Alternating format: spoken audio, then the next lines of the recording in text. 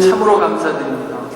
저희에게 예배할 수 있도록 시간과 이 모든 여건들을 허락해 주시고 이 시간 하나님을 찬양하고 또 하나님께 간구하며 또 말씀을 듣기 위해 이렇게 머리 숙입니다. 성령께서 이 시간 함께하여 주셔서 모든 듣는 자들 가운데 또 전하는 자에게도 은혜를 내려주셔서 깨닫고 말씀대로 살 것을 다짐하는 귀한 시간 되도록 하나님께서 함께하여 주옵소서. 존귀하신 예수 그리스도의 이름으로 기도드립니다. 아멘. 우리는 지난 시간에 하나님의 의에 대하여서 우리가 함께 배웠습니다. 하나님의 의는 생각할 때에 공의롭다, 의롭다, 정의롭다 이런 말씀을 듣다 보면 심판을 떠올릴 때가 있습니다. 옳고 그름을 판단하는, 물론 맞는 이야기입니다. 근데 성경을 통해서 하나님의 의를 배울 때 가장 중요하게 기억해야 할 것은 그 하나님의 의로우심이 어떤 방식으로 드러났냐면 은혜와 긍휼이라는 방식으로 드러났다는 사실입니다. 누구에게서요? 예수님께서. 불의한 우리들이 예수 그리스도를 통하여서 하나님께 받아들여졌기 때문입니다. 그래서 하나님의 의는 항상 은혜로운 가운데 나타난다. 이 사실을 꼭 명심하셔야 됩니다. 로마서에서 사도 바울은 이 예수를 하나님이 그의 피로써 믿음으로 말미암는 화목제물로 세우셨으니 이는 하나님께서 긴 참으시는 중에 전에 지은 죄를 간과하심으로 자기의 의로움을 나타내려 하시니 로마서 3장 25절이 기록하고 있습니다. 이것이 바로 하나님께서 자기의 의를 드러내시는 방식, 예수를 화목제물로 삼으시는 것입니다. 그리고 이제 이 은혜와 긍휼을 입은 우리가 어떻게 하나님의 의를 실현하며 살아야 하는지도 우리가 함께 배웠습니다.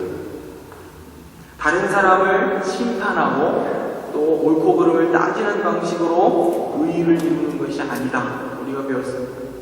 하나님의 의가 사랑에 기반을 두고 있다는 사실을 잘 알아서 다른 사람을 이해하고 배려하는 방식으로 우리 또한 하나님의 의를 실현할 수 있어야 한다. 우리가 함께 말씀을 나누었습니다. 분명히 우리의 의는 바리새인의 의와 서기관의 의보다 나아야 합니다. 이 바리새인과 서기관들은 어땠습니까? 사람에게 보이려, 이 말은 곧 자기를 증명하기 위해서 의를 보이는 자들이었습니다. 그런데 우리는 이들의 의와 같아서는 안 된다. 이것 또한 우리가 배웠습니다. 무엇을 하든지 우리는 늘 누구를 의식합니까? 하나님을 의식하는 겁니다.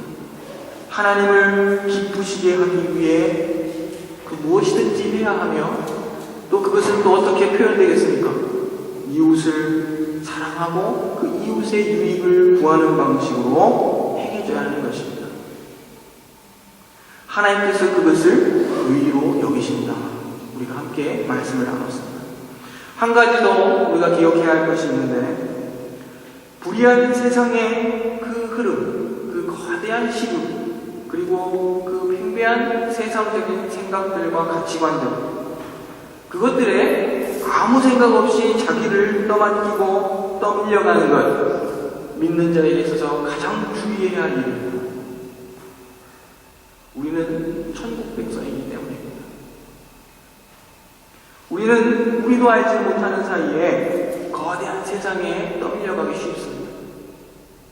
사회 전반이 어떻습니까? 항상 자기의 이익을 위해서 어떤 경제적인 어떤 이윤 추구를 최고의 목표로 삼고 그렇게 살아가며 그렇게만 가면 그래도 괜찮겠는데 그 과정에 어떤 일들이 발생합니까? 사람을 경시하는 일들이 발생합니다.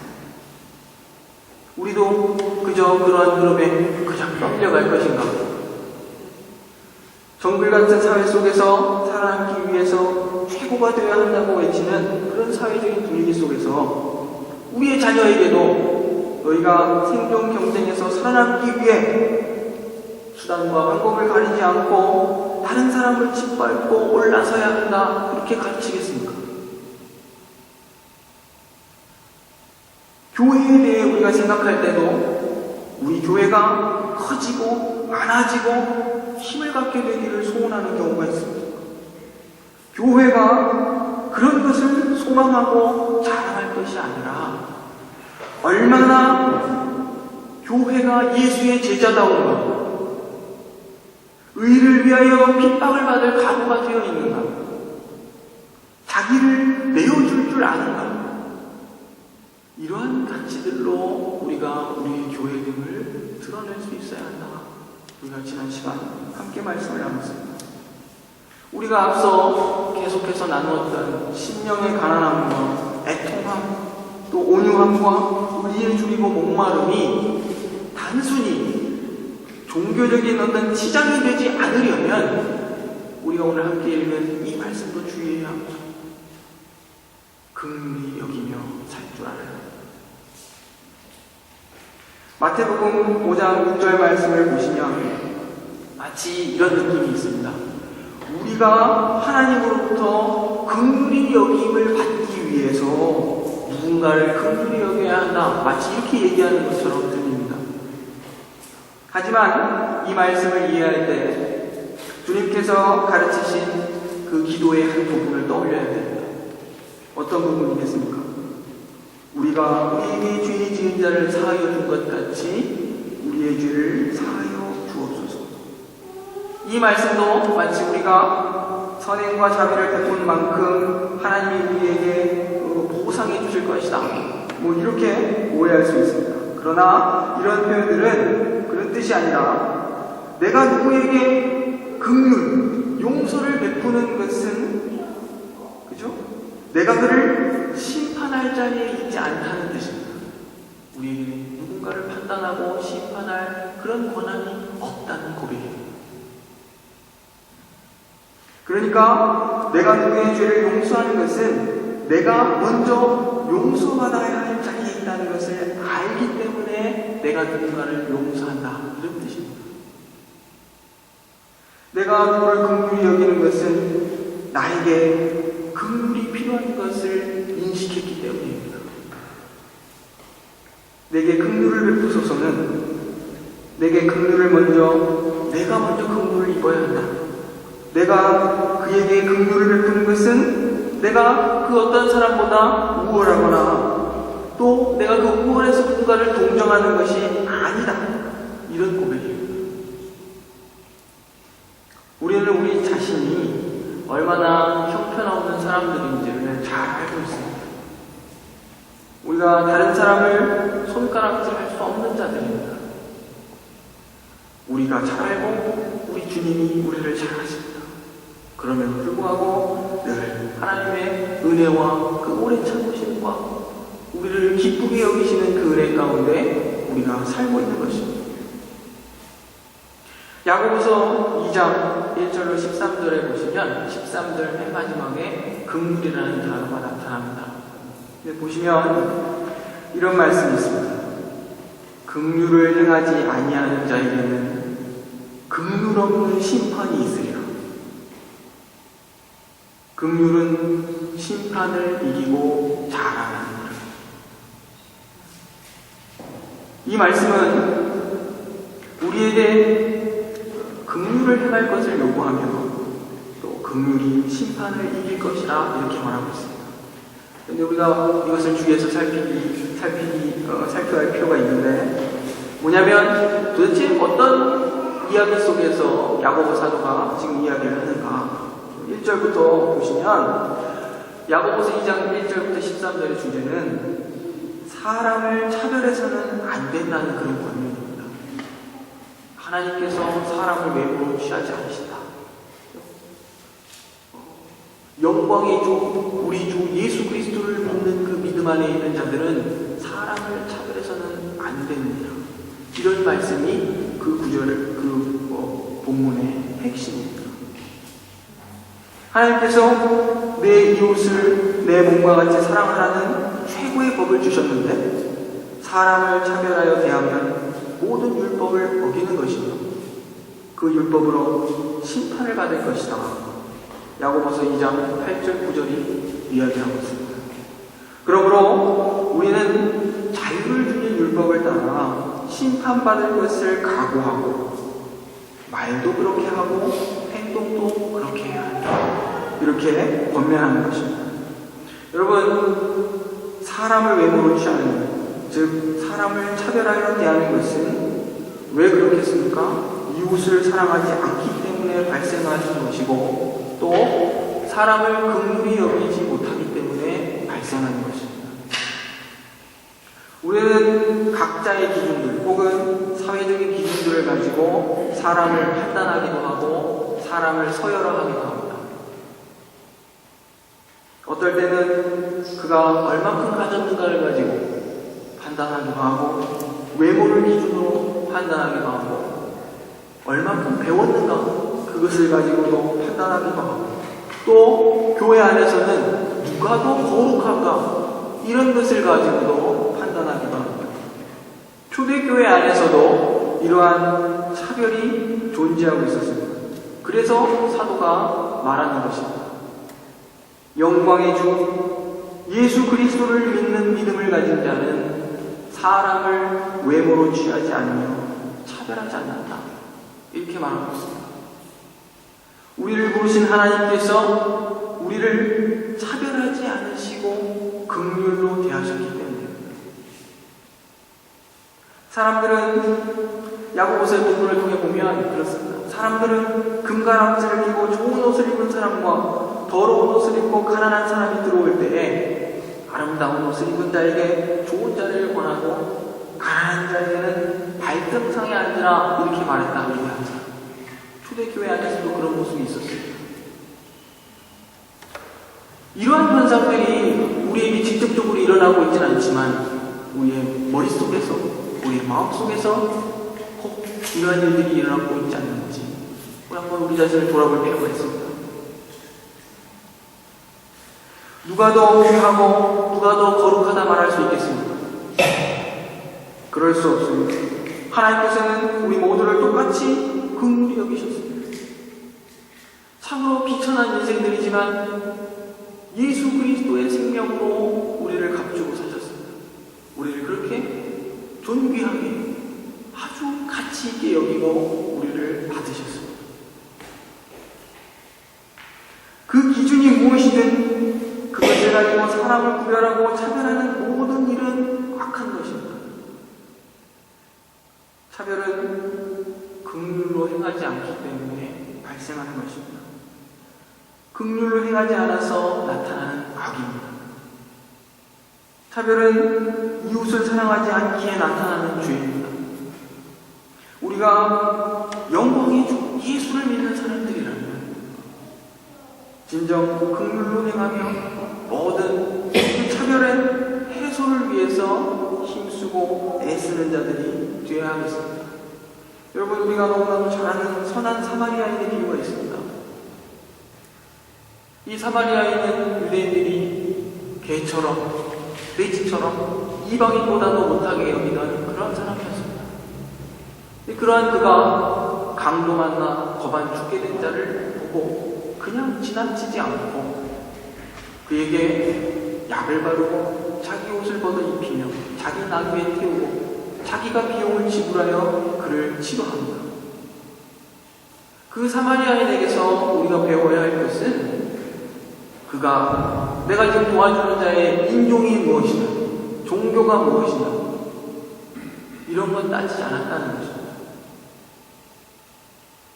여러분, 세상이 만들어오는 가치와 기준들 그것이 우리의 발목을 잡아서 우리가 하나님 백성답게 천국 백성답게 긍휼을 베풀고 사랑을 베푸는 일을 막는다면 그건 역시 우리가 회개해야 됩니다. 전에도 한번 말씀드렸죠. 어떤 훌륭하신 목사님이 그런 얘기 하셨습니다. 우리 교회가 장학금을 주어서 그 장학금을 받은 학생이 우리나라의 가장 큰 대승이 되었다. 그래도 그 하나님의 뜻이다. 우리는 그가 무엇이 될 것인가를 판단하고 그를 공부시키고 그를 먹이고 입힌 것이 아닙니다. 그가 배고프기 때문에, 그가 배우고 싶어 하기 때문에, 그가 아프기 때문에 그저 도와주는 것입니다. 하나님의 사랑은 우리가 생각하는 것보다 더 크고 단순합니다. 그런데 우리는 우리 머릿속에 계산하고 판단하고 서열하고 우선순위를 정하는 것입니다. 하나님께서 여러분 안에 두시는 그 사랑의 마음, 그리고 그 양심, 그것을 따라서 행하고 베푸실 수 있기를 간절히 소망합니다. 우리는 신앙이라는 이름으로 의로움을 보이기도 하고 경건하기도 하고 겸손하기도 합니다. 그러나 종종 문제를 드러낼 때가 있습니다. 자기가 행한 이 모든 경건한 행위들에 대한 반응이 없으면 견디지를 못하는 것입니다. 어떤 것은 내가 이렇게 경건하게 겸손하게 무언가를 했다면 거기에 적절한 반응과 보상이 있기를 원한다는 것이죠. 예를 들어서 우리가 전도할 때 한번 생각해 보십시오. 누군가에게 전도를 했는데 반응이 없으면 속상하죠. 혹은 누군가를 전도를 하기 위해 누군가에게 잘해주고 거기에 대하여 그죠? 열심히 섬기고 베풀었는데 어떤 열매나 반응이 없으면 화가 나고 서운해하는 것입니다. 여러분, 복음을 전할 때 항상 기억하실 게 있습니다. 우리는 뿌리는 자이죠. 그 열매 맺게 하시고 거두시는 이는 하나님이십니다. 내 눈앞에서 열매를 보려 하면 이제 갈등이 시작되는 겁니다. 우리가 긍휼을 베풀 때에도 사람 봐가며 베푸는 게 아니죠. 그 긍휼이 필요한 자에게 그냥 베푸는 것입니다. 복음은 누구에게나 필요하기 때문에 우리는 복음을 전합니다. 하지만 그 열매를 내가 보려고 해서는 안 되는 것입니다. 모든 것을 하나님께 맡기고 하나님의 때가 이르러서 하나님의 크신 계획과 깊으신 뜻 가운데 그것이 열매로 드러나는 것, 그것을 우리가 보게 된다면 그냥 감사하고 찬송할 뿐입니다. 여러분, 선교사 한번 생각해 보십시오. 선교사. 어떤 선교사가 평생을 어느 한 오지에서 복음을 전했는데 그는 살아생전 한 명의 열매도 보지 못했다 생각해 보십시오. 실패했을 거다. 나는 실패자이다. 뭐 이렇게 생각할 수도 있지 않겠습니까? 하지만 그것은 우리가 판단할 일이 아닙니다. 하나님의 때와 하나님의 열매를 내리시는 그 시기가 있는 것입니다. 우리에게 요구되는 건 무엇입니까? 인내하고 기다리기. 엄청 힘든 일이지만 이렇게 인내하고, 이 말이 쉽죠. 이 말의 무게를 아시겠죠?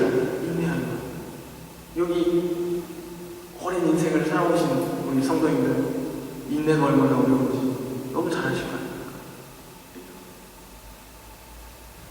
우리에게 요구하시는 것은 어떻게 보면 하나님께서 하나님의 때와 그 뜻이 이루어지기를 기다리는 것, 겸손히. 그것입니다. 신앙이라는 이름으로 내가 그를 위해 얼마나 기도했으며 애쓰고 노력했는데 반응이 없으면 나중에 분노하거나, 하지만 우리는 어느 누구에게도 분노하거나 누군가를 판단할 수 없습니다. 어느 누구에게도 손가락질할 수 없는 자들입니다. 만약 그런 식으로 구원이 이루어졌다고 한다면 우리 중에 아무도 구원 얻을 사람이 없다는 것을 기억해야 됩니다. 하나님께서 어떤 사랑과 그 어떤 큰 자비로 우리를 구원하셨는지 우리가 늘 기억해야 됩니다.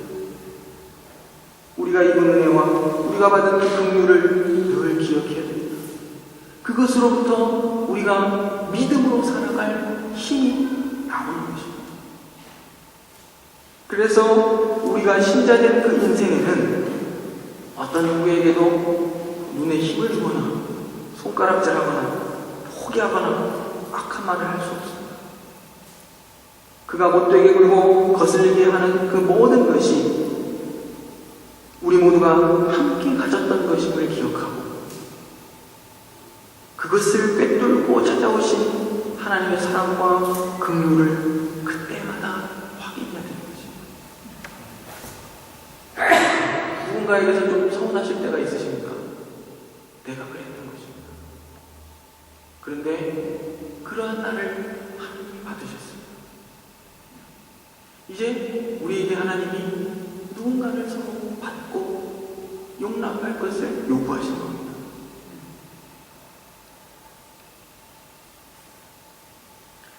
세상은 불의할 뿐만 아니라 아주 무정합니다. 긍휼과 반대의 말이 아주 무정합니다. 대단히 무정합니다. 여러분 유괴하시죠? 유괴.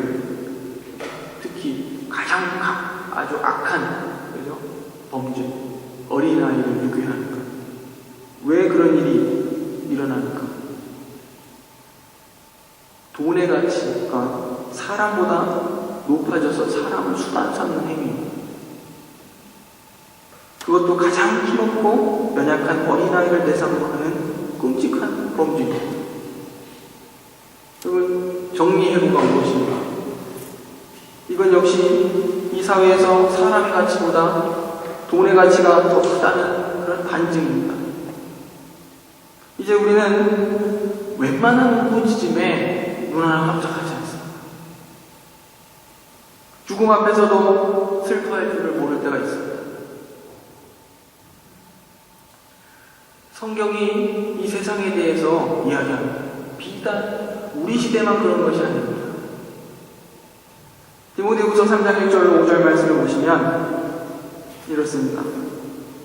너는 이것을 알라. 말세에 고통하는 때가 이르러 사람들이 자기를 사랑하고 돈을 사랑하며 자랑하며 교만하며 비방하며 부모를 거역하고 감사하지 아니하며 거룩하지 아니하며 무정하고 원통함을 풀지 아니하며 모함하며 절제하지 못하며 사나우며 선한 것을 좋아하지 아니하며 배신하며 조급하며 자만하며 쾌락을 사랑하기를 하나님 사랑하는 것보다 더하며 경건의 모양은 있으나 경건의 능력은 부인하니 이 같은 자들에게서 내가 돌아서라. 이러한 세상에서 천국 백성으로서 요구받는 그 상태가 바로 긍휼히 여기는 것입니다. 여기서 사용된 긍휼히 여기다는 말은 동사가 아니라 어떤 상태를 나타내는 형용사입니다. 이 말은 누군가를 긍휼히 여기는 것이 우리가 지속적으로 견지해야 할 어떠한 상태임을 알려주는 것입니다. 우리는 긍휼히 여길 줄 아는 그 상태를 잘 유지할 수 있어야 됩니다. 마음속에 불쌍히 여기는 마음을 항상 가지려고 해야 합니다. 우리 자신이 하나님으로부터 일만당 같은 빚을 탕감받은 자와 같다는 사실을 잊지 마십시오. 그래서 우리에게 적은 빚진 자를 탕감해 줄 줄 아는 자, 그렇게 살아야 할 것입니다. 긍휼히 여김으로써 교회 안에 사랑이 넘치고 이웃들과 사랑을 나누게 되기를 간절히 소망합니다. 교회가 긍휼히 여기고 행함으로써 갈수록 무정해지고 각박해져가는 세상에 천국 백성의 복을 나눌 수 있게 되기를 간절히 소망합니다. 이 일에 하나님께서 힘주시고 우리를 그러한 복된 상태에 반드시 데려다 놓으실 것입니다. 기도하시겠습니다.